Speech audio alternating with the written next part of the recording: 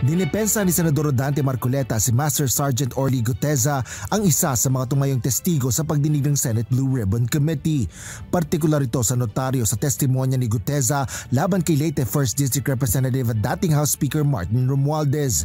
Ito ay matapos itanggi umano ng abogado ang pagpirma nito sa naturang dokumento. Paliwanag naman ng senador, pangkaraniwan ang hindi makikita ang abogado sa lugar kung saan nagnonotaryo, kundi iaabot lang ang papel ng magpapanotaryo at isa sa uli pagkatapos magbayad. Ayan po makikita ninyo, Notary Public 24/7. Ibig nyo sabihin nandyan at hindi na natutulog yung abogado na yan. Sigurado meron isang tao dyan na pumipirma. At ginagaya na lamang nung kanyang staff o secretary yung pirma niya. Ganyan po palagi, kalakaran. Kalakaran ngunit hindi tama. Sapagkat sa batas po ng notaryo, kailangan nakaharap po yung magnunotaryo sa nagpapanotaryo. Bunsod nito, nagbanta ang senador sa abogadong nakapirma sa testimonya ni Guteza.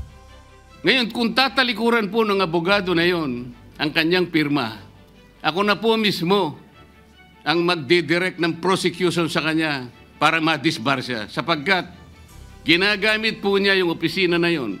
Samantala, pinuna rin ng senador ang presensya ng kalihim ng Department of Justice sa pagdinig ng Senate Blue Ribbon Committee. Ngayon ko lamang po nakita sa pagdinig ng Blue Ribbon Committee.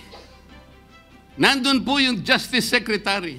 Hindi pa po natin natatapos na pagtatanungin yung respondent, yung resource person, na tayo po ang merong legal and physical custody. Hindi ko maintindihan kung bakit dadalhin niya sa kanyang opisina at pagbalik niya, meron na siyang supplemental affidavit.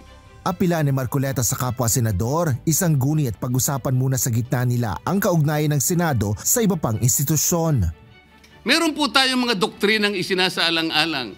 Nasaan na po ang institutional boundaries? Nasaan na po ang separation of powers? Nasaan na po ang system of checks and balances? Di ba natin isasaalang-alang ito? Dadalawang tao lamang po ba ang mamamagitan sa pagitan ng mga institusyon na ito? At mawawala na po kami sa picture? Are we supposed to be kept in the dark, Mr. President? Asher Cadapan Jr., UNTV News and Rescue. Diyos ang aming sandigan, serbisyo publiko ang aming pinahalagahan.